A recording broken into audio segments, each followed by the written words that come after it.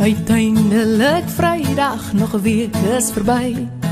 Steek die vure aan en oor die hele kontry. Boeties sissie almal saam, oupa en ouma ook. Los jou worries by die huis, want hierdie boere jol gaan kook. Ons gaan dans, dis lekker Vrydag gaan, waar die borsvel vure brand, en die konsertina praat. Ons gaan dans, dis lekker Vrydag gaan, waar die kindertjies baljaar op hierdie boere jol vandaan. Wat is 'n braai, sonder aardappelslaai, terwyl maar dit maak, en die kinders stokbrood braai. Al pas sy gitaar uit, met die concertina saam.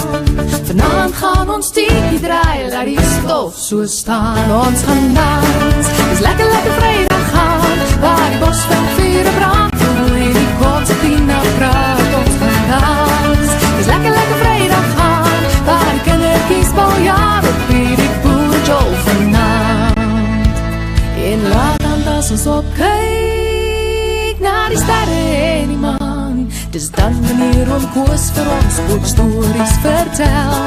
Kort voor lang is die kinders bang en wil niemand meer gaan slaap. Dan haal pas sy gitaar uit, met die concertina saam. Ons gaan dans, dis lekker Vrydag gaan, waar die bosvel vure brand, en die concertina praat. Ons gaan dans, dis lekker Vrydag gaan, waar die kindertjies baljaar op hierdie boerjol vanaand. Goeienaand, baie welkom, lekker om hier te wees. Kom ons kry hierdie keer aan die gang. Dis lockdown.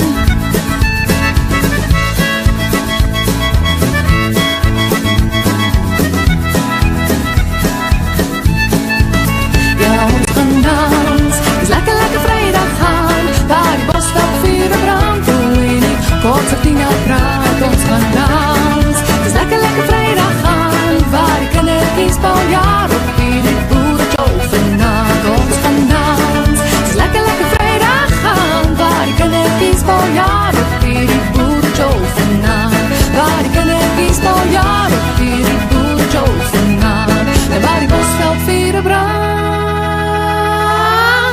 op hierdie boerjol vanaand.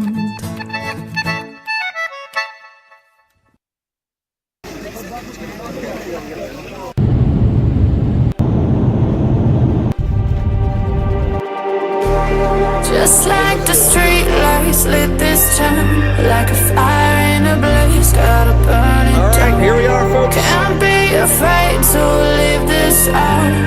We got this far, don't know how.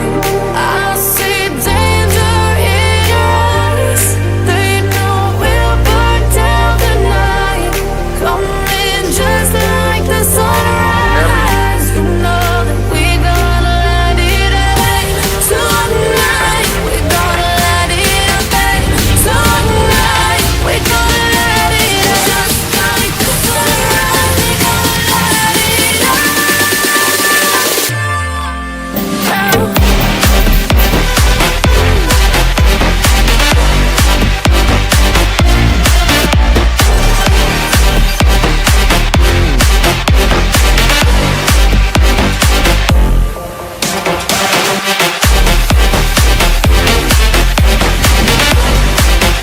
Welcome back once again. This is Chris Report, and he assured me that St. Simon's down in Boulders.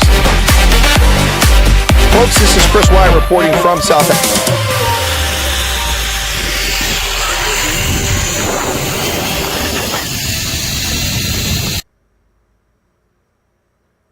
Friday, April 26, 2024, the anniversary of the Chernobyl disaster, folks. Am 26. April 1986, Chernobyl, die Kernkraftwerk in Ukraine, hat gebrannt. Yeah, anyway, so, yeah, it's gebrannt. Welcome back to the program, folks. It is Friday, April 26th, 2024. Pleasure to have you join me once again. Thanks for being here. News to talk about today. Of course, we're going to talk about Jacob Zuma and the mockery of justice being performed in South Africa by the Electoral Court. Also, some other disturbing news from politicians in South Africa and around the world.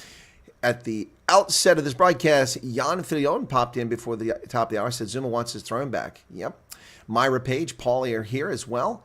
Then we've got Teresa, Nick Muller, Ulrich Fenter. Joking Atheist says, what's the worst thing about Zuma is he said he would never go back to jail, and I honestly think that's true. Nick Muller has gifted a membership to Myra. Congratulations, Myra. Dylan Combrick is here. And then we've got also, who else we got here? Emil Therrett, Elson Johnson, Chris Ehlers. Who else? Pierre Orban. Alan Kotze doesn't like Borjol. Monray Siebert's in from Cape Town.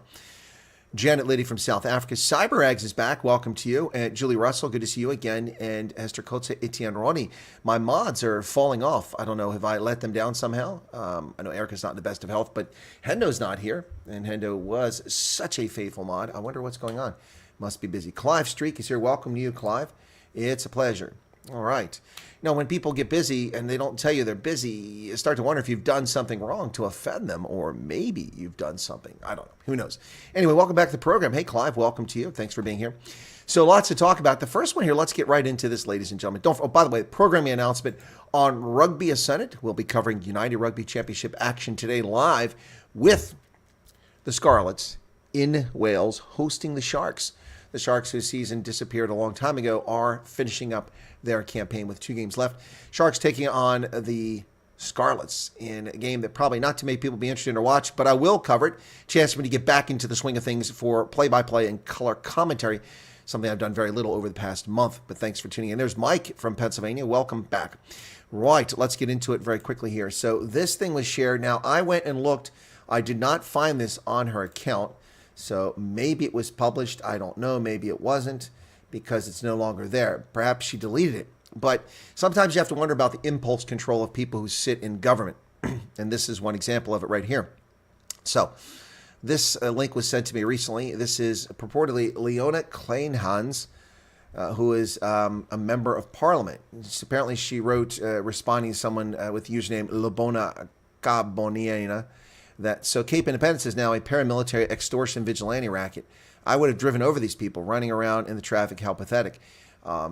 Did she actually publish that? The Capian says, why is a DA member of provincial legislators saying that she will drive over peaceful Cape Independence protesters? It just shows the arrogance of politicians, if in fact it's true. But I did go to her Twitter account, and I don't see anything there. She has a whopping 953 followers, even smaller than my followership on Twitter. And I'm historically not well known on Twitter. From the Free State Provincial Legislature. She claims to be a straight shooter, and she will block Bitcoin promoters. But I look here, and the most recent thing is 8 hours ago, and no link is here. So I'm not really sure if she posted it, but that does look to be legitimate. So anyway, once again, let's go back to the actual post that was in the screenshot. That was today at 5:25. So 5:25 a.m., I guess. I don't know, because it's not p.m. yet there, unless it was a few minutes ago. So there you go. So Leona Kleinhans from the Free State. Wow. Did you really say that? And what exactly were you thinking when you said that, Miss Kleinhans? That is reprehensible. You would have driven over them? Now, look, people saying that in jest, in a private conversation, joking around, that's one thing. But you post that on your account, your official account. Did you really do that? Or are you being set up? You tell us. Well, lots of crazy things going on in Twitter, and we're going to talk about that. But we're going to get to Jacob Zuma here in just a couple of minutes. This is a disgrace, once again, for South Africa. Now, this was not shared is the reason. They went searching high and low through every ounce and every sentence of the Constitution and of existing law in South Africa to find an excuse to let him compete. Yep. Afrikaans accent was voted second sexiest in the world. Well, I've said that it's always said that it's a beautiful one after the Irish lilt. Ireland has the best accent.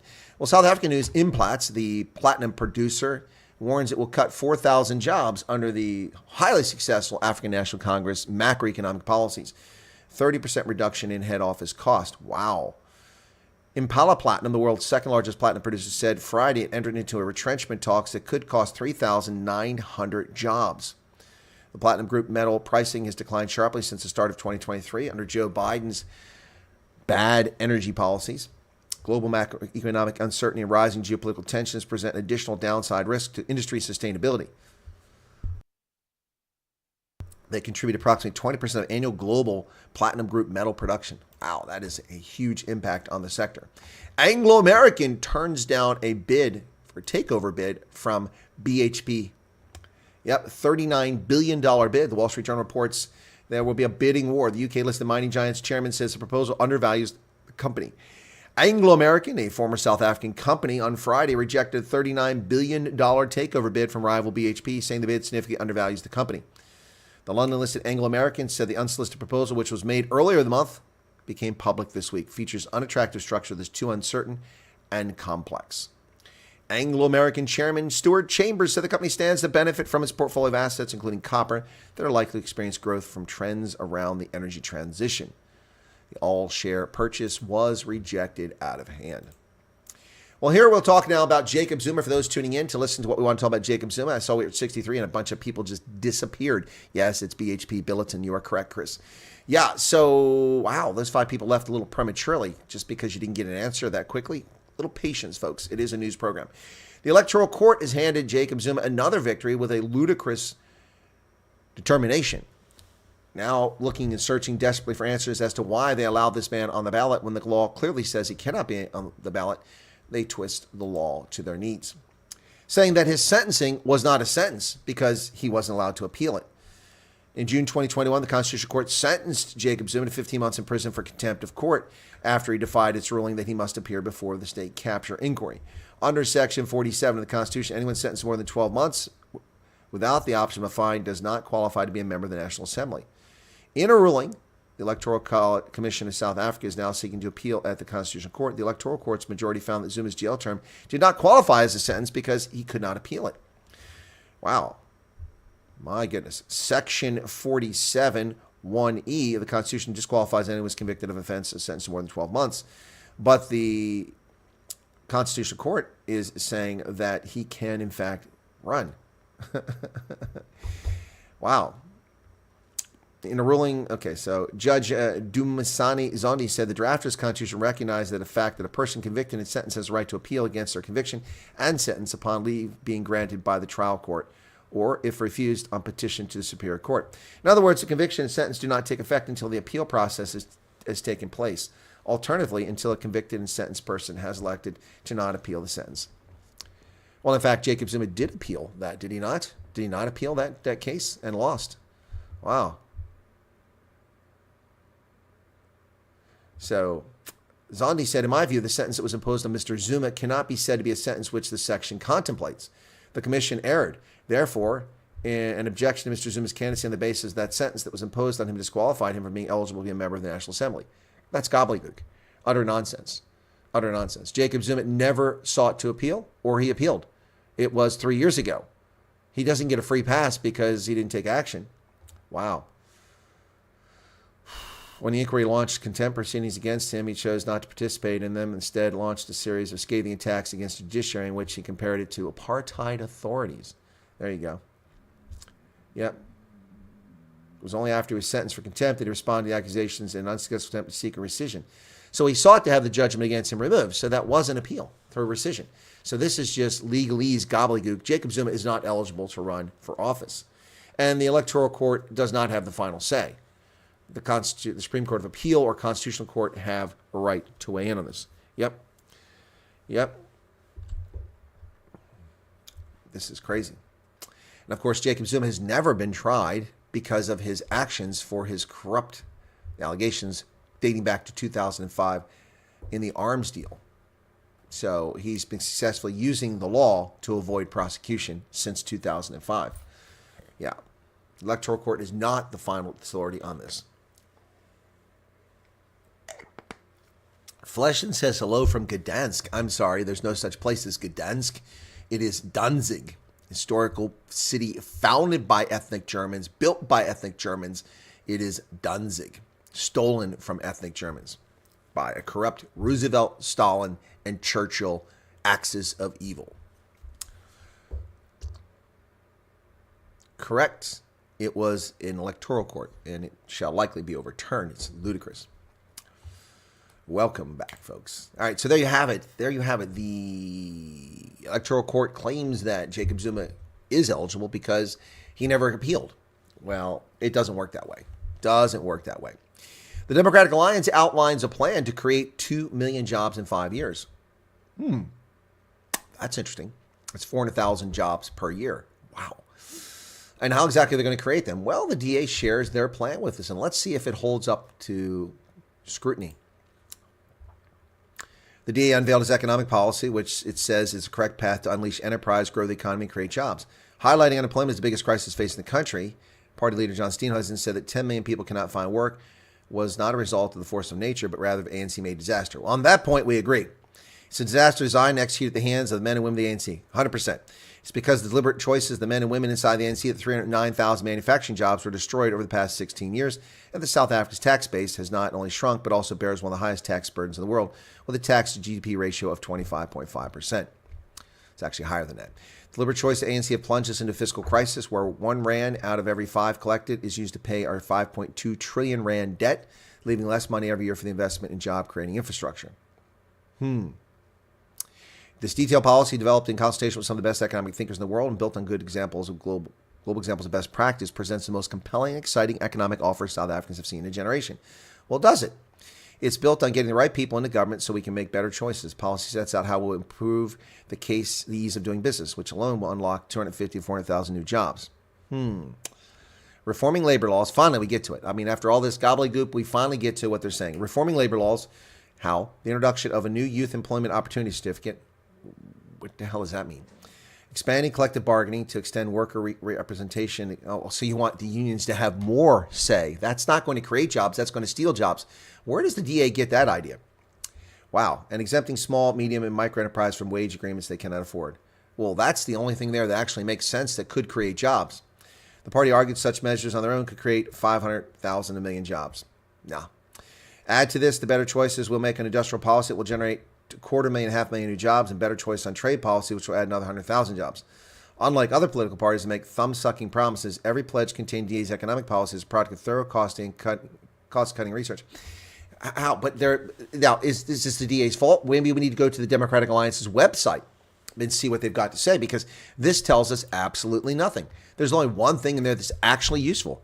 Let me go to the DA's website and see if they have anything. Democratic Alliance. All right, let's go. Democratic Alliance. In a second.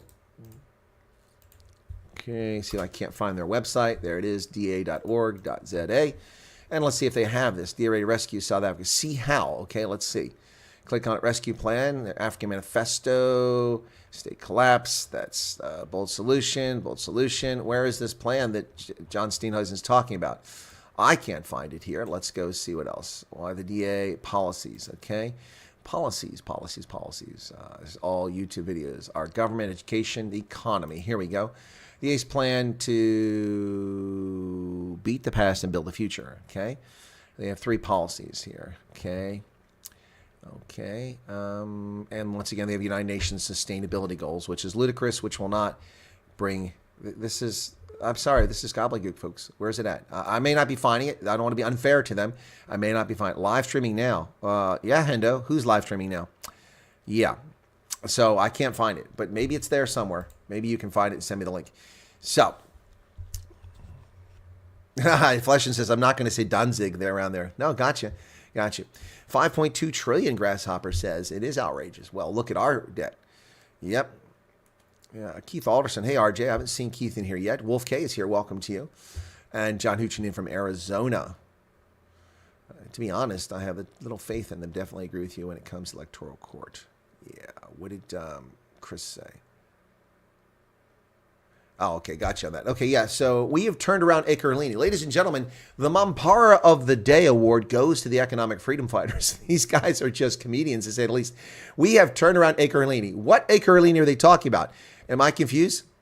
Did I confuse Ekurhuleni with eThekwini? Isn't eThekwini Durban or Durban? Ekurhuleni is in the Highveld? Or did I get that wrong? Isn't this the place where Tanya Campbell was ousted as mayor in a coalition recently? And it's been run into the ground ever since then? Yet the EFF claims that they've turned it around. Turned it around how? What exactly have you done in Ekurhuleni? We have turned around Ekurhuleni. EFF pleads for just 5 years. EFF councillor Nata Biseng Shivahango, wow, has appealed to South Africans to give them votes to the hotly contested May 29th elections. The party's Shafenga, who is the speaker in the Ekurhuleni, addressed the Iowa elections panel in Sandton, Radisson Blue in Joburg on Friday. So they didn't even do it in Ekurhuleni. They went to Joburg.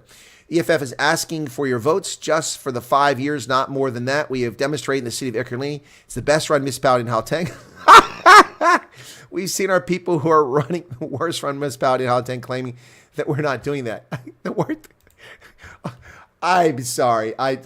Folks, I can't help it, but this comedy is entertaining. I need to take something real quick here. Oh, my goodness. Ekurhuleni is the best-run municipality in all of Gauteng. Oh, my goodness. Where do they come up with these stories, man? They have to be known as Aesop's fables. Absolutely fables. I mean, seriously, the best-run municipality. I mean, that's just comical, is it not? On the face of it, it's absolutely comical. Wow. My goodness. Let's go ahead and take a look at the list of Gauteng municipalities, okay? Gauteng municipalities. Here we go. So here's our map of Gauteng municipalities. Let's see. We've got Tshwane.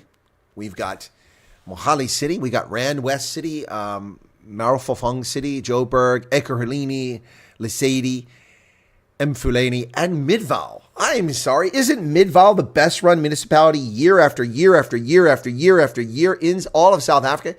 Isn't that the case? Did I miss something? Isn't that true? When did Ekurhuleni become the best run municipality? Midvaal. Report after report after report after report, assessment after assessment after assessment. And who runs Midvaal? The Democratic Alliance. Ekurhuleni, 5 years to steal as much as possible, says Kurtz. You're correct. Wow, Midvaal is rated the best. Yes, it is, Grasshopper, over and over and over. And it's run by the Democratic Alliance. Your thoughts on the protests bringing all the U.S. news? Are these protests a glimpse of... this is a glimpse of what happened in the 2020 when this lawlessness and criminality was tolerated under the Trump administration. Now it's being tolerated at far greater scale. Whoops. What's this? Okay, I just got a note. Okay. Yeah, this is what happened because authorities did not enforce the rule of law. And they have not been enforcing the rule of law. They've selectively been allowing leftists to violate the law over and over again. But we have a little something I want to show about leftists violating the law. Let me find where that went. Hang on a second. Where did I put that at? Come on. I want to show you this. Maybe I didn't put it there. I hope I didn't close it. It was a Twitter thing. Oh, come on. Where are you hiding at there? Maybe it's over here. Gosh, I hope I didn't close it because I want to use that. No, it's not there. Well, that's a bummer. That's a major bummer. What did I do with it? My goodness. Okay, I guess I'll have to do this here then. So let me just go to my Twitter feed and see if it just comes up again. Let's go to, okay. No, that's not the same feed. Oh, my goodness. Oh, that's why I switched accounts. Let's go here. Sorry, folks. I'm just trying to find this real quick and see what came up on my feed. Because there were some interesting things that came up on the feed, but it was a different account. There it is. Okay, I got it now. Yeah, so let's go here. So this is interesting to say the least. I'm going to put this on screen for you. The leftists aren't getting away with everything. Video surveillance is very helpful, and people who break the law, when they get caught, are embarrassed. This gentleman thought he was clever, a New York liberal who went on vacation in Florida and went to a Winn-Dixie grocery store, and he saw a Let's Go Brandon sticker on somebody's personally owned vehicle. So he keyed the car. He damaged their car. This cost thousands of dollars to repair the paint job on these cars. And I guess he thought he was cute. He's now been arrested for a crime.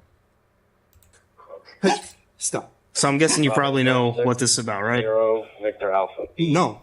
Oh, I just checked my truck to see if I hit anything. okay. So what I'm going to do, I'm investigating a criminal. It's a criminal investigation, okay? So before I ask you anything, I'm going to read you your rights real quick, okay? And then I'm going to show you a video. Yep, he shows them the video of him actually damaging the person's vehicle. Now, he didn't know the owner of the vehicle. It just hurt his feelings that someone put a Let's Go Brandon on it. These are the scum who have the right to vote in this country, who will cause property damage to someone else just because their feelings are hurt. That's unbelievable. Yeah, so did you see the roof sniper at the pro-Hamas? No, I did not. What are you talking about, RJ? I did not see that. Shabbat Shalom, Chadwick Alexander. Hope you had a good week. Just letting this play in the background for a bit. Been a while. Good to see you there, Chadwick. Good to see you back. Yeah, so we've got more to talk about there, but we'll get back to that story a little bit later on. So hang around towards the end, and we'll get back to the Twitter stuff. So that's the first Twitter thing I want to talk about there. So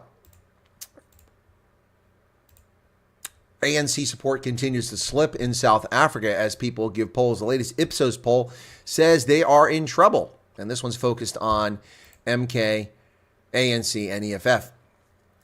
ANC is slipping and EFF is slumping. Look at that.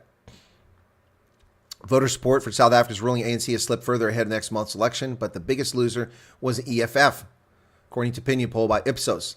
The ANC has the support of 40% of voters. I don't think so. It's more like 30. And by the way, even if it is 40%, what did I say? 38 to 42% best. Yep. And I said that in 2021. Ipsos released today. It compares with 40% in a survey published on February 6th and 43% back in October. Yeah, so here you see the DA with over 20% in all three polls, and the ANC under 40% in two of the three polls. The EFF is dropping like a rock. The EFF, which was supposedly in October at about 17%, is now down to about 11%, which is their historic norm. The MK party, which didn't exist, is up to about 9%. Wow. That is something else. Ipsos poll found support for the main opposition Democratic Alliance strengthening slightly. Also showed the newly formed MK, backed by Zuma, is rising at nearly 8.5%. Well, who knows what the true figures will be?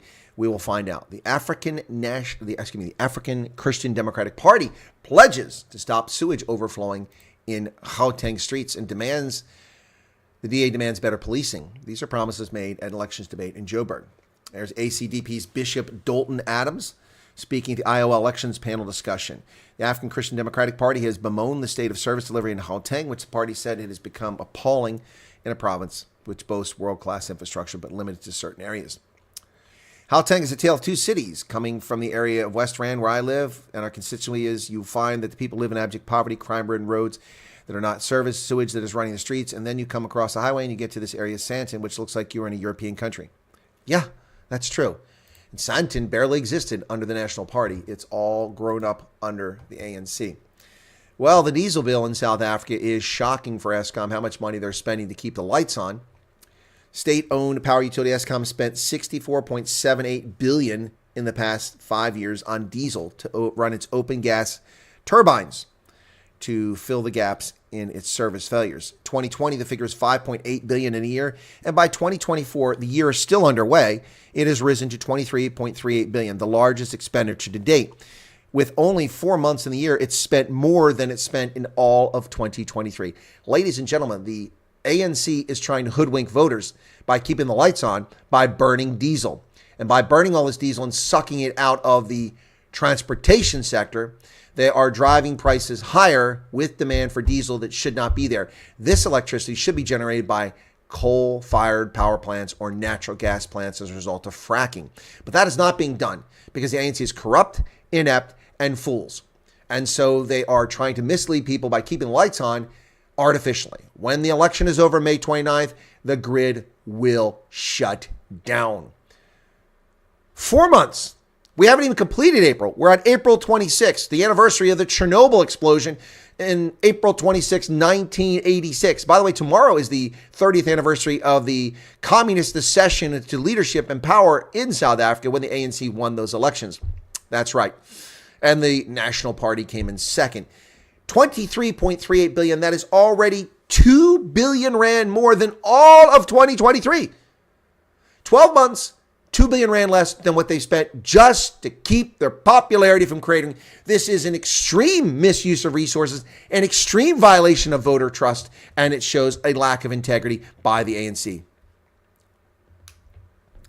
Eskom's diesel spend bill for 2023 was far above the capped amount that they're allowed to spend. Wow.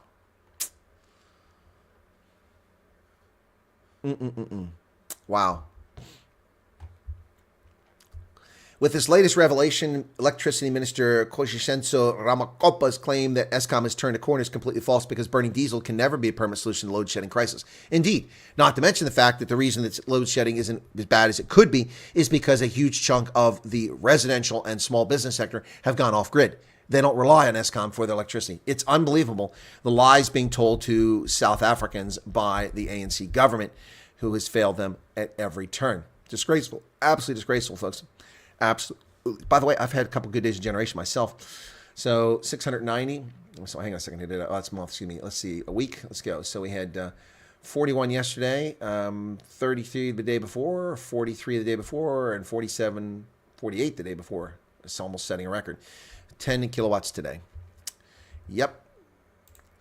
So the ANC has filed a notice to challenge the contempt of court decision on cater deployment. So they've been found. Ralph just subscribed. Thank you for subscribing, Ralph. Appreciate that. Bye donkey. Qui est là-bas? Merci mille fois. Vielen Dank. So the ANC has filed a notice to appeal or to challenge the contempt of court ruling for failing to turn over its cater deployment records. So it's been found in contempt and it refuses to turn them over. So they're filing an appeal to stretch this out. They want this to go past May 29th so that people don't know the true scope and scale of ANC corruption.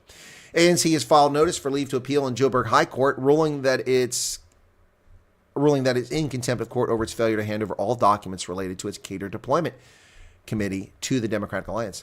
The ruling party has been instructed by court order to release unredacted cater deployment records, including draft minutes, notes, attendance figures, communications, and decisions of the deployment committee.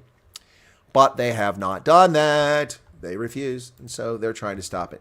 Now, the African National Congress reported yesterday is up in arms as apparently somebody in the DA, is Ms. Kleinhans, complaining about the referendum party apparently blocking the road between Eastern and Western Cape. Well, as they said in their statement, they didn't block any traffic. It's utter nonsense. The ANC fuming as referendum party's secessionist vigilantes block Route 60 or R62 between Eastern and Western Cape. They raised the ire of the ANC and apparently the Democratic Alliance after their election manifesto launch blocked the route between the two. The road had become politically infamous because of the stark contrast in conditions on either side of the border, visually illustrating the detrimental impact of the ANC government on South Africa. But they didn't block the road. That's a lie. See, here they are standing. No traffic coming. They stepped on the road. Traffic came. They got out of the way. Yep. But of course, that's been termed a racist event. In fact, the people who were there were black, white, and brown, had nothing to do with racism. In a tragic, bizarre story in Port Elizabeth, a woman drowns driving a vehicle onto a ship. What the heck? After 4 o'clock in the morning. A woman drowned in a freak accident at the Gqeberha Harbor in Eastern Cape during the early hours Thursday morning. Eastern Cape police said 32-year-old woman was working at the vehicle terminal when tragedy struck just before 4 a.m. It's alleged the woman was driving a Ford Ranger cab onto a vessel. Witnesses allege that the vehicle accelerated and landed in the harbor. She couldn't get out of the vehicle, which subsequently submerged, and she drowned. Said that the victim's body was retrieved and her name is being withheld until the next of kin have been informed. Wow, that's pretty crazy. Thoughts and prayers to the family of that woman and what happened there. Well, in a major blow to the Bulls' URC hopes for this season, maybe the season's over now after the outcome of this. My goodness.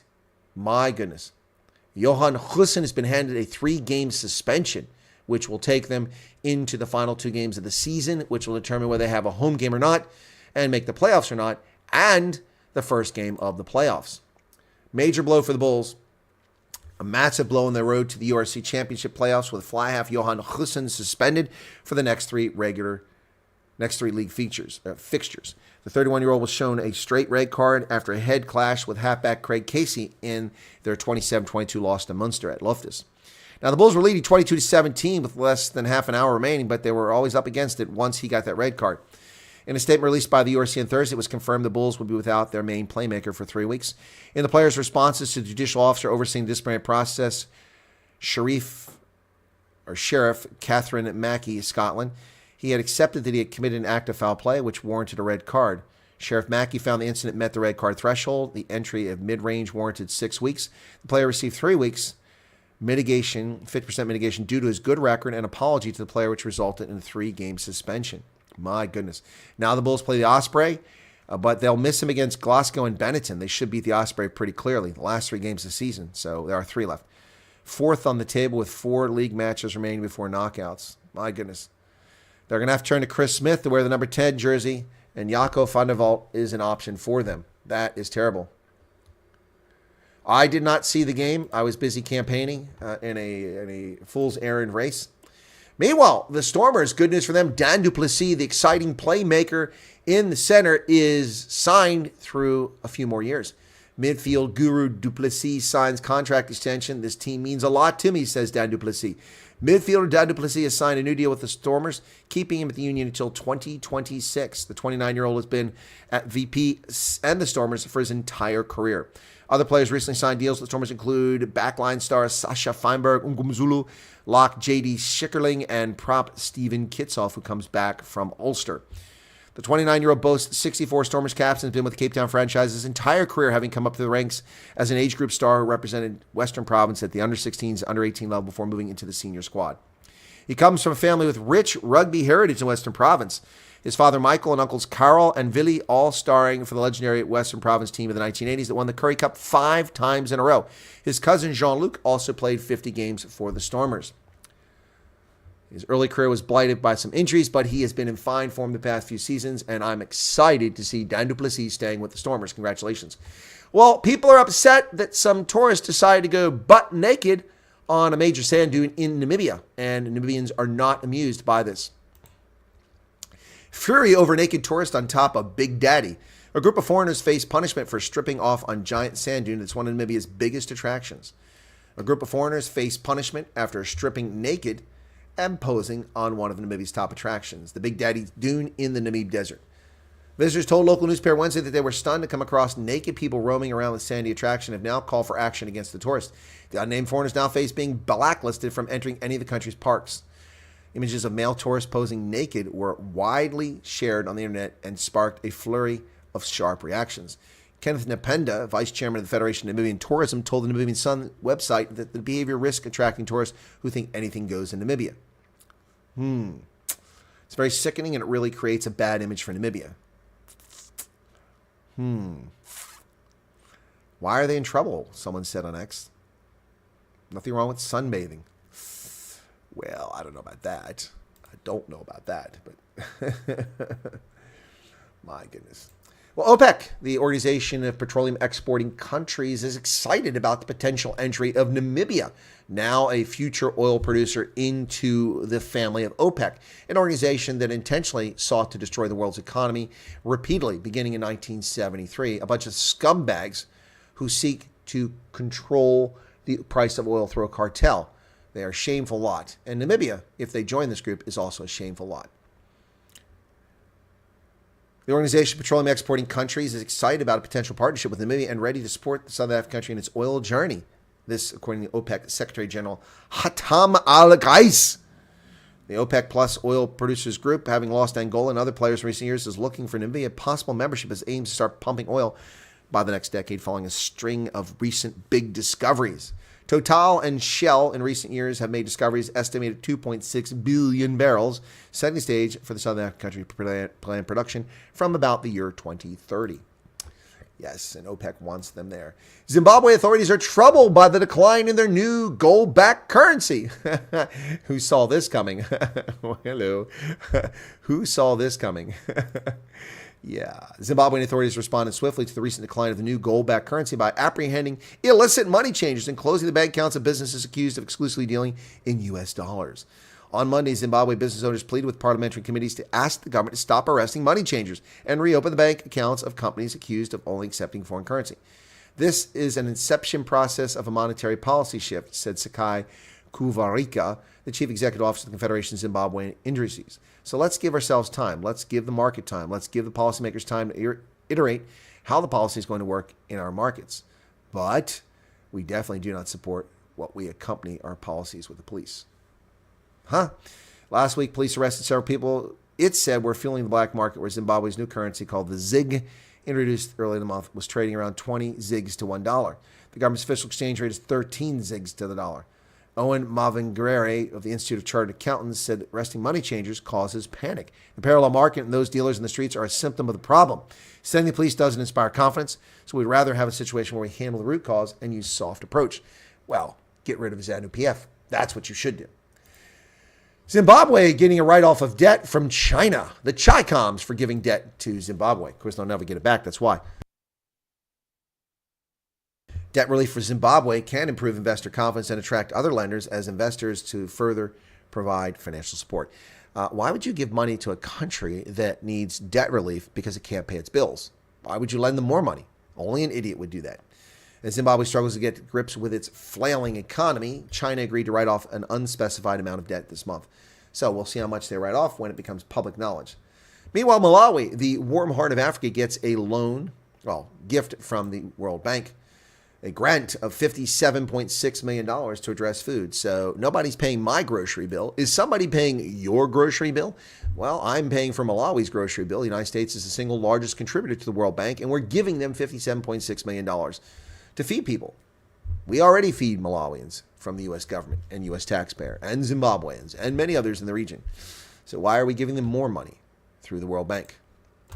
World Bank said Friday today it was providing $57.6 million of quick release grant financing to Malawi to help the country respond to a food crisis. This support comes in the context of a severe food crisis the country is suffering due to El Nino. El Nino. Well, it's been raining like crazy around here, and fuel prices are higher, driving up the cost of my groceries. Can I have part of that $57.6 million? I'm just saying. Well, U.S. and Zambian armies kick off the African Land Forces Summit. I can tell you that I was a participant in the very first ever African Land Forces Summit back in 2010, 14 years ago. That took place in Chantilly, Virginia, right after I had emergency gallbladder surgery, and someone stole my gold necklace, which I'd had since 1991 in Saudi Arabia. Scumbag. Yep, 18 karat or 24 karat, 18 karat gold necklace, which was beautiful. I used to wear that necklace all the time, and since then I just don't wear jewelry. The United States and Zambia kicking off the Land Forces Summit. U.S. Army's Southern European Task Force, based in Vicenza, Italy, joined with the Zambian Army in the Zimbabwean town of Livingstone to co-host the African Land Forces Summit 2024. Runs from April 22nd through today, brings 40 Land Force military chiefs from across Africa and other European partner nations, along with academic thought leaders and government officials for candid dialogue to discuss and develop cooperative solutions. Yeah, not really sure whatever came out of that, but I've gone to that a couple of times, including when it happened in Malawi. Flash floods kill at least 155 people in Tanzania. Horrific situation. Look how people are living 6 decades after Tanzania became independent. Still can't provide decent country for its citizens. Look at those horrible tin shacks. Flooding in Tanzania has killed 155 people, less 236 injured, according to Prime Minister Kassim Majaliwa. More than 10,000 houses have been damaged and upwards of 200,000 people have been affected. The Prime Minister added that the heavy El Nino rains, accompanied by strong winds and flooding and landslides, have caused adverse effects. By the way, El Nino and El Nina are climate effects that have long existed before the narrative and religion of climate change ever came about. They are normal events. Nigeria, over 100 inmates escaped from prison due to heavy rains. Search is on. Scores of prisoners who fled after rain brought down a perimeter fence. Happened close to Abuja. At least 118 prisoners were able to escape from a medium security facility Wednesday night after heavy rains destroyed the perimeter fence. 10 inmates have already been recaptured. Authorities continue searching until all the prisoners are back in custody. They blamed the escape on the colonial-era prisons that he called old and weak. Okay. The colonial-era prisons. Nigeria became independent in 1960 or thereabouts. 70, 80, 90, 2010, 2020. 64 years later, you haven't built your own prisons? And you're blaming the colonial authorities? No.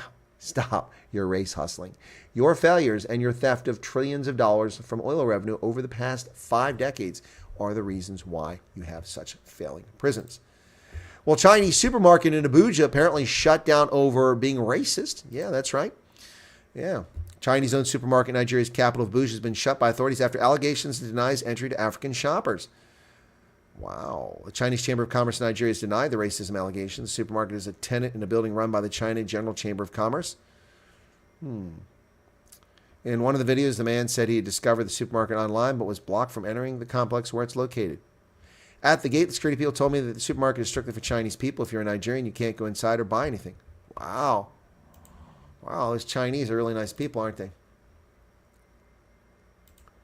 Really?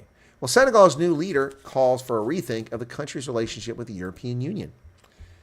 Senegal's new leader, Bassirou Diomaye Faye, has called for a rethink of the relationship with the European Union during a visit of European Council President Charles Michel. Faye, who was inaugurated on April 2nd, was elected on pledges of radical reform and promises to restore national sovereignty over key industries. Speaking at a joint press conference with Michel on Monday night, he said cooperation between Senegal and Europe was dense and multifaceted, but together we want a rethought, renovated partnership. Renegotiation of oil and gas contracts, and this points to change in Senegal. Morocco making a play to be the next destination for aircraft manufacturing. Yeah, Morocco with a very robust economy. Moroccan authorities looking to transform the country into an aviation hub, attracting investors seeking to diversify their supply chains across multiple countries. Despite some promising developments, Africa's aviation industry has yet to realize its potential compared to other continents. Morocco is now one of many countries competing for contracts with major manufacturers looking to speed up production and deliver more planes to meet demand. Companies such as Boeing and Airbus, along with their component manufacturers, are subcontracting design, production, maintenance to countries spanning from Mexico to Thailand. In its efforts to develop the country's $2 billion a year aerospace industry, Morocco has implemented measures such as providing subsidies to manufacturers of aircraft. And there you go. So, Morocco making a play to be an aviation industry player. United States troops also now leaving Chad under the failed foreign policy of the corrupt Biden regime, who've now cost us access to $110 million base built by U.S. Air Force contractors in Agadez, Niger, and the ejection of 1,000 U.S. military personnel from that country who are leading the effort to track down jihadists. And now in neighboring Chad, we will also take out the 100 special forces operators training the Chadian forces, courtesy of Joe Biden's reckless, complete, idiotic, failed foreign policy. Africa is being ceded to China on every front. We ceded China economically over a decade ago. We ceded diplomatically during the Biden regime. And now, security-wise, we're ceding the continent to the Chinese and Russians. This inept stupidity of a corrupt Biden regime, rich on money from Burisma and other locations, is a disgrace. Dozens of American military personnel will leave the Central African nation temporarily as two governments negotiate their security agreement. So we'll probably have to pay a lot more money for access to this country. Dozens of American military personnel expect to withdraw from Chad in the coming days, 3 senior U.S. officials said yesterday. Officials spoke on a condition of anonymity to discuss military movements, and the repositioning could be temporary as the United States intends to negotiate about the security relationship, including potentially returning the troops who departed after the country's May 6 elections. Shake-up in Chad affects about 100 Special Forces soldiers stationed at the French military base in N'Djamena. They've been on a 6-month rotation that is ending, according to one of the U.S. officials. A small number of U.S. service personnel working with a joint task force focused on Lake Chad will remain. That is the Boko Haram task force that I helped launch several years ago. Well, China has dethroned the United States as a trusted partner in Africa, according to a survey. China's dethroned the United States in its approval ratings in the region rose 6 percentage points from 52% in 2022 to 58% last year, 2 points ahead of the U.S. The U.S. dropped to second position as its approval ratings slipped from 59 to 56%. This is the latest Gallup poll of rating world leaders report, which shows the United States is losing its competitive edge in Africa under the corrupt Biden regime. Countries around the world are giving money to the terrorist-supporting terrorist organization from the United Nations. Yeah, but not the U.S. Countries reinstating funds for the UNRWA, but not the U.S. The United Nations Agency for Palestinian Refugees, in which more than 1.7 Palestinians rely, has faced existential challenges for months. The embattled organization struggled to address the humanitarian crisis as a cascade of countries suspended funding over allegations that several employees were involved in the Hamas attacks. They're not allegations. They're proven factual that Hamas members were part of this UN organization who murdered Israelis and others on October 7th. Anti-Israeli student protesters at Columbia say they are not pro-Hamas, just anti-Israel. And they're all liars. They're all liars. Anti-Israeli demonstrators who shut down Columbia University insist they're not pro-Hamas, but blame the Jewish state for the Middle East conflict that exploded. Really? It was not the Jewish state that invaded Gaza. It was Hamas that invaded in a bloodlust of gang rape, execution, burning babies, and mutilating people. That was Hamas, not Israel. Australians who are not married will be hit with the world's biggest tax increase this year. Well, they were hit with it in 2023. Australians saw a significant increase in tax burden on single workers, according to a new report. Single Australian workers were the hardest hit by tax increases among advanced economies back in 2023. The OECD, the Organization for Economic Cooperative Development, latest tax wages report gave a snapshot of how workers' tax rates evolved in 38 countries. It found that Australia experienced the most significant rise in the tax burden for single employees, with over a 2% increase in their taxes. Wow, that's just wrong. Emmanuel Macron warns that Europe can die without stronger military. Emmanuel Macron, Europe will die with the influx and invasion of non-Europeans who bring alien cultures that undermine and destroy European culture. And that's not xenophobic, that's not racist, it's simply a statement of fact. We don't see immigrants to Germany attending German social events or promoting German tourism or knowing the history of Germany or even wanting to speak the German language. Friday's leader says the continent must address critical gaps in its architecture as the question of peace and war is now being played out. French President Emmanuel Macron warned that Europe's decades-long project of peaceful cooperation might perish if the continent doesn't shore up critical steps in its architecture. Interesting. Humza Yusaf, of the famous Inverness clan, the Yusuf clan, the famous Scottish tartan, the Yusuf clan of Scotland, Humza Yusaf, will not resign as Scotland's First Minister. Coming from a long line of Scots, famously going back to the times of Robert the Bruce, the Yusuf family, yes, Mr. Yusuf is fighting for his political future ahead of a no-confidence vote. He said he was confident he'll win the vote, and he hoped that the Scottish Greens would change their mind about voting to remove him. He also said he would absolutely lead the SNP in the general elections in 2026. Humza Yusaf, a member of the famous Inverness clan of Yusufs. There you go. The new Haitian, a new Haitian transition taking place, ladies and gentlemen, as another prime minister finds his way out. Former Prime Minister Ariel Henry formally resigns after a nearly 3-year rule marked by escalating violence. Transition Council to decide on a new prime minister and prepare for elections. Haiti, the Caribbean's basket case. 9-person council made up of 7 voting members and 2 observers, representative of Haitian political parties and civil society groups, inaugurated at Port-au-Prince National Palace. Police in camouflage and carrying assault rifles guarded the building. What are assault rifles? Which has recently been under attack from gangs. Well, good luck in Haiti. It's run by criminals and has been for a very long time. Well, jackass Joe Biden's regime is implementing unlawful, immoral rules that will destroy America's energy sector. Biden forces cap on nearly all planned emissions by 2032, further strains electrical grid. The Biden administration finalized rules yesterday requiring new natural gas power plants and existing coal-fired power plants to cut all emissions by 2032. This is, of course, physically impossible. It violates the law of physics, and this is a criminal act by a corrupt, bought and paid for climate zealot regime of Joe Biden. The path outlined by the Environmental Protection Agency today is unlawful, unrealistic, and unachievable, said Jim Matheson, CEO of the National Rural Electric Cooperative Association. It undermines electric reliability and poses grave consequences for an already stressed electric grid. Under the standard, existing coal plants and new fired gas plants that run more than 40% of the time would have to cut 90% of emissions, a physical impossibility. This is ridiculous. Pro-Hamas, pro-terror groups around the country disrupting life in America on campuses and elsewhere.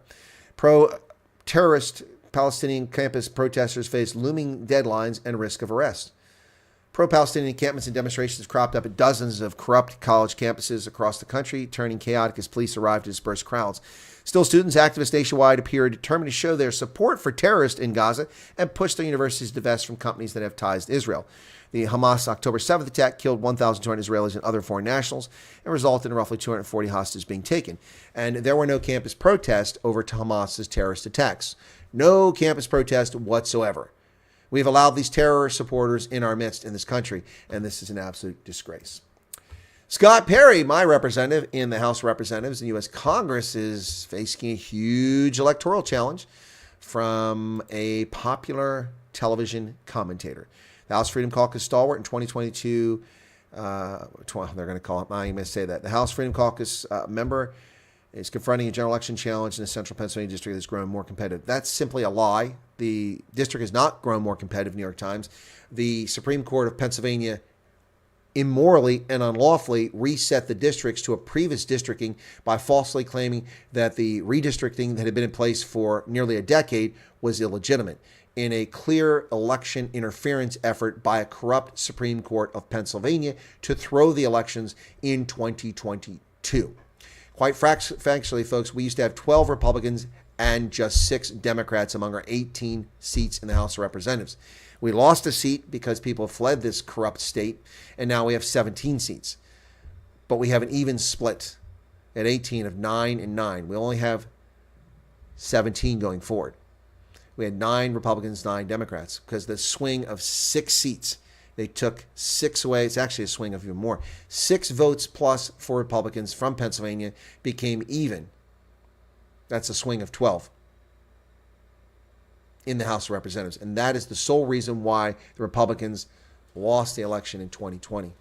That's why they lost the House in 2020, because of that immoral action of the Pennsylvania Supreme Court. It affected the entire country and destroyed our nation. The Pennsylvania Supreme Court is complicit in the destruction of this nation. And that's why Scott Perry is in peril. He barely won 52% of the vote last time after being in a district that was heavily Republican.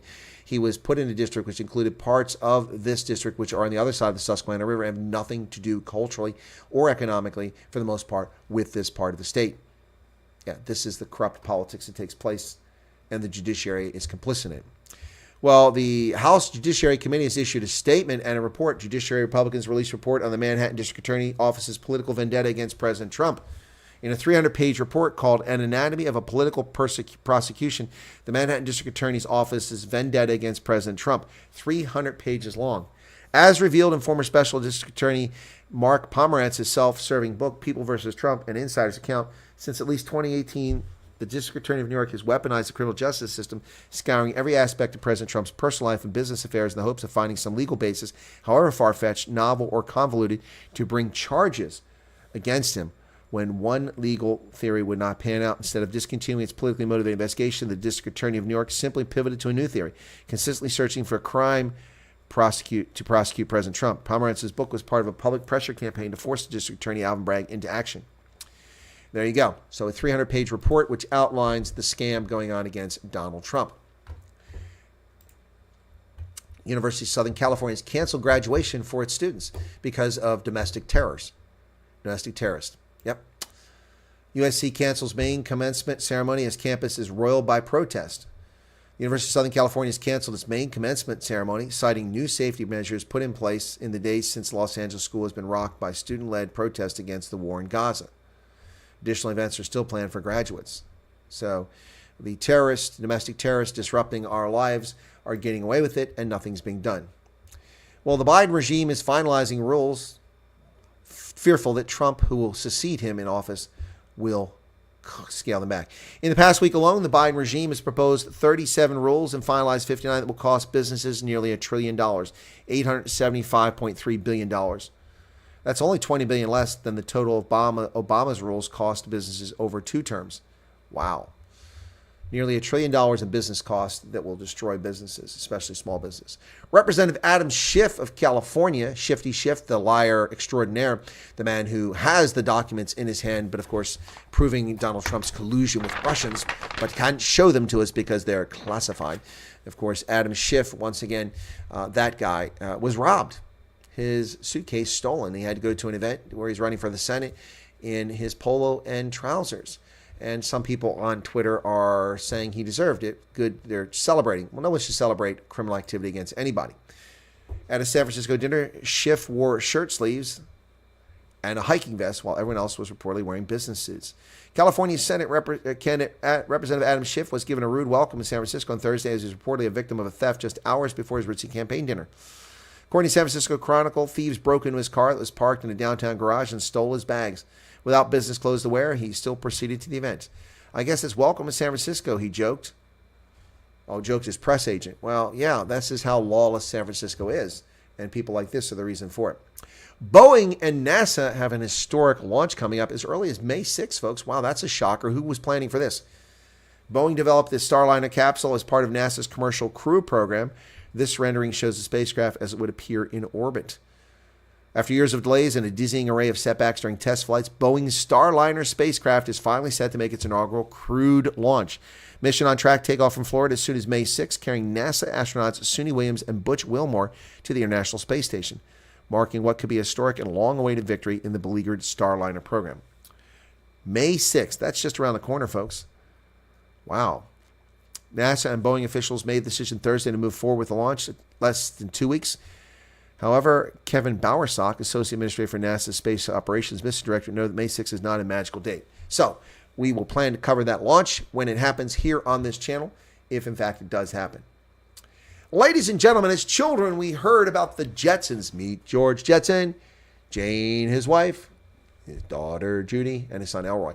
Well, the Jetsons, man, with flying cars in space. And remember that? We thought that by this time in the 21st century, we'd have flying cars.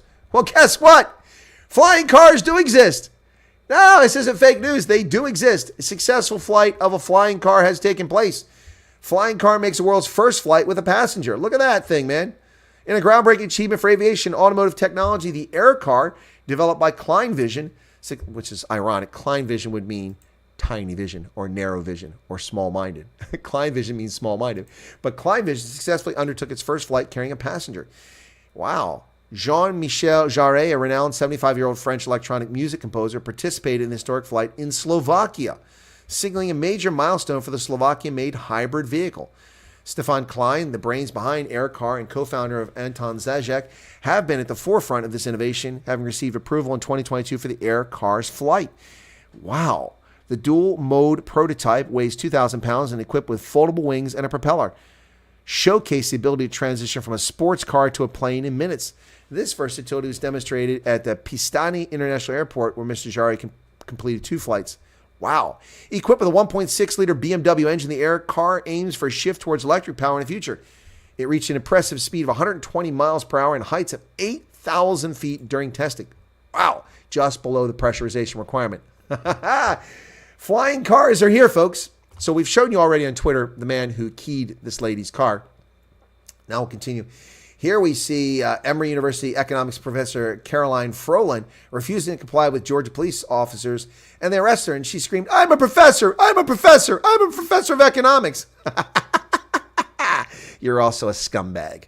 Yep. Wow. So it's welcome to San Francisco. Adam Schiff robbed in San Francisco, causing him to show up at a meeting with no suit. Yes. Yeah. So Soy Boy gets an old man's personal space and then gets taken out of his safe space. This is funny. Steve Emmett. Oh, the old man punched him. My goodness. Wow. Here's Joe Biden. Look at this. The man that has access to nuke codes now requires aides escort him across the lawn. Sniper spotted on the roof of Ohio and Indiana universities. Wow, is that Ohio University? My goodness, that's what someone was talking about earlier. Wow, let me check that out. Wow, Ohio University. Wow. Ohio University confirms there are no snipers on the union's roof. Huh. Really?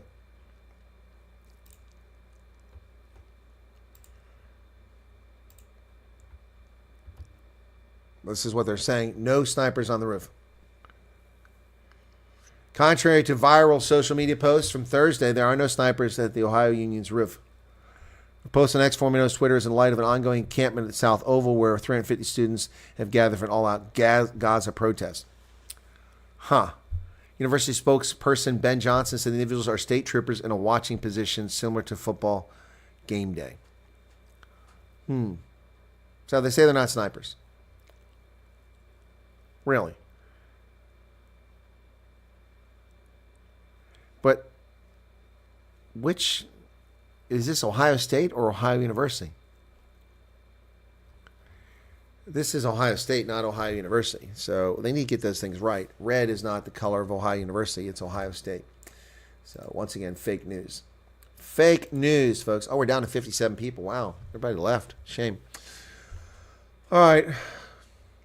Let's see what people got to say in the chat here. So my thoughts, Joking Atheist ask about the protests being breaking out all over the country. I think that we have a whole generation of people that really need to be deprogrammed, absolutely deprogrammed. Their anti-Semitism, their hatred of Jews, their hatred of Christians, their hatred of white people, their lies about America, they need to be deprogrammed. They are clearly programmed. Ryan McBeth had a whole intelligence demonstration on said sniper. I don't know who Ryan McBeth is, but apparently he got it wrong. Sue Walsh got in late. That's fine. And Ken says we still got a problem with ANC FFMK. Correct. All right. I think this is publicity is great. Didn't see the Bulls game. Was the red card actually valid? I don't know.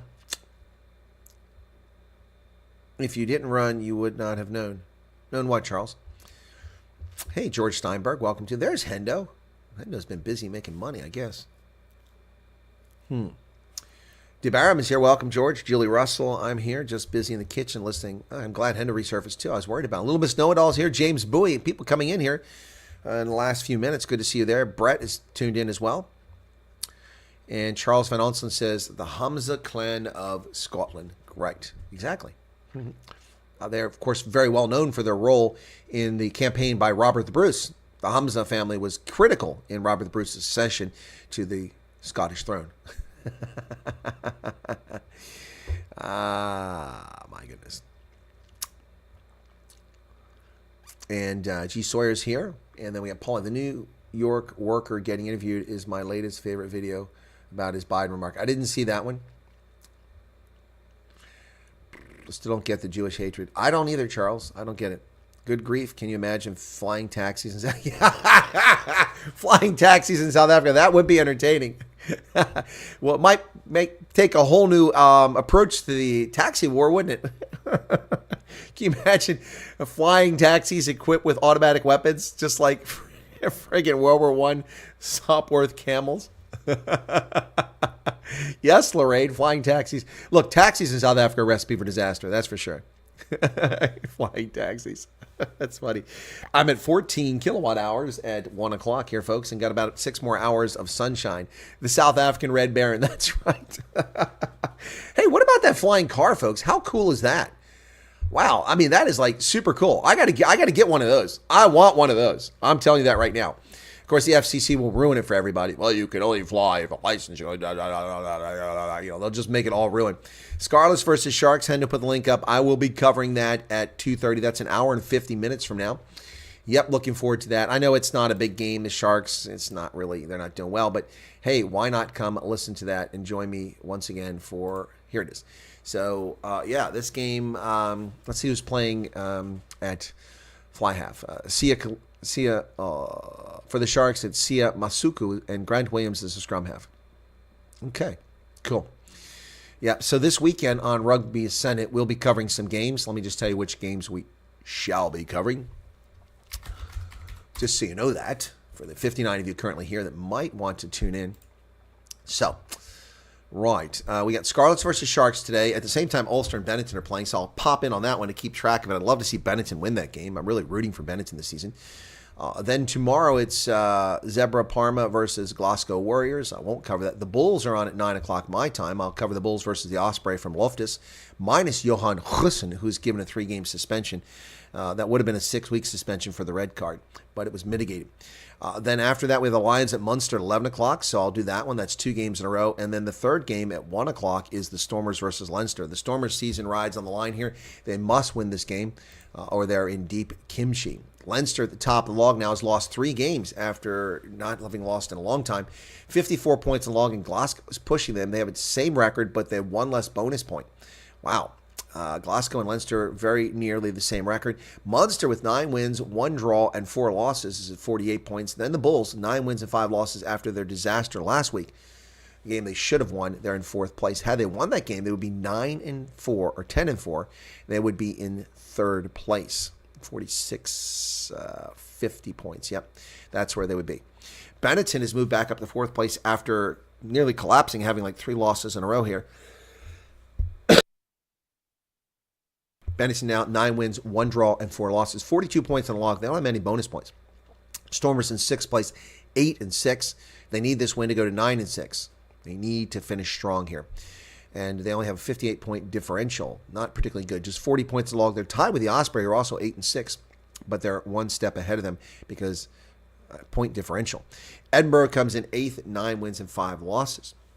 After that, Connacht still vying for a playoff position, 8-6 at 39 points. Ulster at 8-6, 39 points. And the Lions still in the mix, 39 points. They're just 1 point out of playoff contention, but they've got 4 teams competing for that last slot. The Lions are 7 wins, 7 losses. They need to win this weekend like they did over Leinster last week. A big boost to their campaign.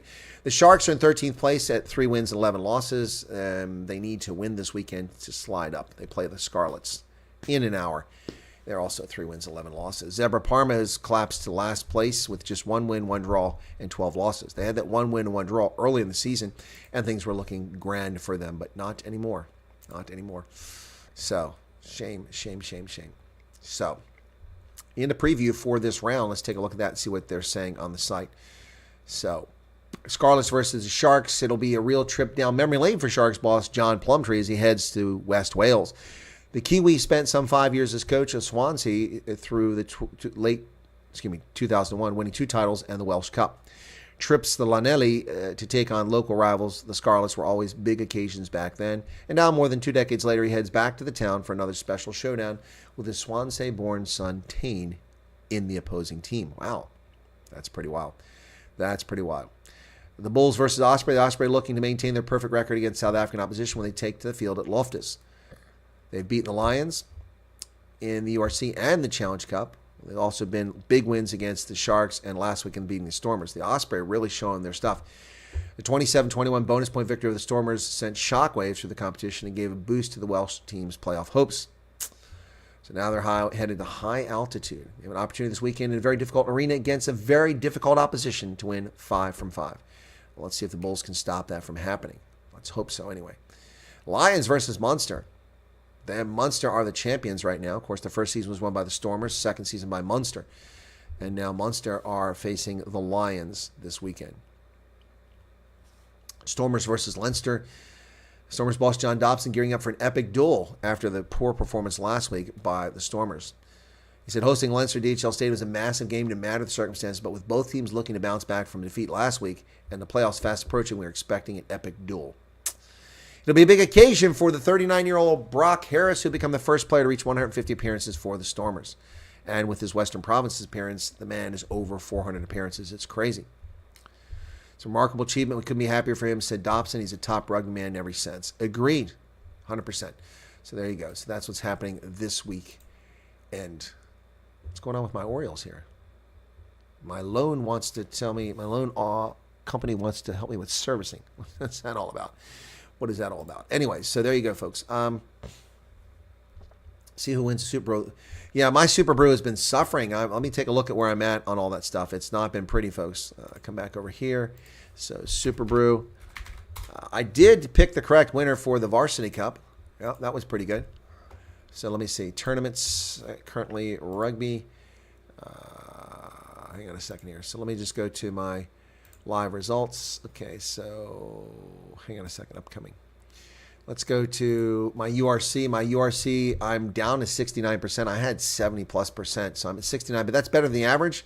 And my point average is pretty good. I'm just 1 point off the average. My margin actually is 11.9 points, and I'm at 69%, so not so good. I've got all my picks already in that, so that's the URC. In the Major League Rugby, how am I doing there? Well, I'm at 65%, slightly better than the 63% average. That's not good, but URC's been tough to pick, or Major League Rugby's been tough to pick this year. And in the Varsity Cup, we have an invitation. Somebody's invited me. April 25th. Cricket, man. Come on, Prof invited me to cricket. I don't know anything about cricket. He's just going to use me as a doormat. My captaincy's here loading up. Come on, Super Brew. A little bit faster would be nice. So, Challenge and Champions Cup. Let's look at the Challenge Cup. I'm at 65%, and that's the average, 65%. So I'm right on the money. But in the pool, I'm in 8th place. I moved up 6 spots last time. Wow. But player 1 is still up in front. I'm trailing player 1 by 8 points. That's a tough margin to overcome. But apparently I was in 14th position and climbed quite a ways there. So, wow. Let's look at the Champions Cup and see how I'm doing there. An applicant? What is this applicant at? Manage pool. Applicants. Who's the applicant? Approved. February 22nd. I never saw that on there. My goodness. So let me go back to where I was. So in this one here, I climbed a spot from 8 to 7. And player number 1 is also here. Matt Canale's in 4th position, but player 1's got 47. Player 1 is really impressive. I have 47.3 winning points, and so does player 1. I actually have more winning points than player 1, and I'm in 7th position because match points and bonus points I'm getting killed on. Wow, that sucks. That sucks. So what's the last one we got here? Yeah, the Varsity Cup is gone, so I don't know how to find that once it's been done. Tournaments. Will it show me all the tournaments? It doesn't show my previous tournaments. I hate that once it's gone. So, yeah, I have not. I don't know how I did in the Varsity Cup. So that sucks. Anyway, there you go. So, yep, I made all my picks for this weekend, and I've got May 3rd is the next pick I got to worry about. So, yeah. Anyway, so there you have it, folks. That's what's going on there. Flying Tax Association South Africa certainly gives South Africa a run for their money. Bree Street had one, but almost killed a guy. Chasing the Sun. No, I haven't seen it, Paulie. I haven't seen any Chasing the Sun or Chasing the Sun 2. I haven't seen either one. Yep. I'll chat to Colonel and get to you. What's this? Boiling liquid expanding vapor explosion. Yeah, that's what BLEV is. Yep. Gina Woolman's here. Welcome, Gina. Hey, welcome to you. Yep. Big one was Boxburg. Okay. Saw the footage of that one. Yep. We had a BLEV a few years back on EN3. Yeah, you know, it's pretty crazy stuff. Alrighty, folks. Maybe it's time to wrap up here. For those who are interested, please come over and join us on Rugby Ascendant in a little over an hour. I'll be on the Rugby Ascendant, and we'll be covering the Sharks game. Looking forward to that. Thanks for tuning in. Otherwise, enjoy a lovely weekend. Tomorrow we've got 3 games on the schedule. I haven't posted them yet, but they will be on Rugby Ascendant, and I'll be calling all those games, which means I won't be doing the news unless I do it late or do it really early. I might do it really early to talk about elections, but yeah, so there you go. All right, so 3 URC games tomorrow, 1 today, and we're going to cover that one shortly. Thank you all, and have a lovely evening. God bless. Appreciate you being here. Cheers, and thanks for tuning in.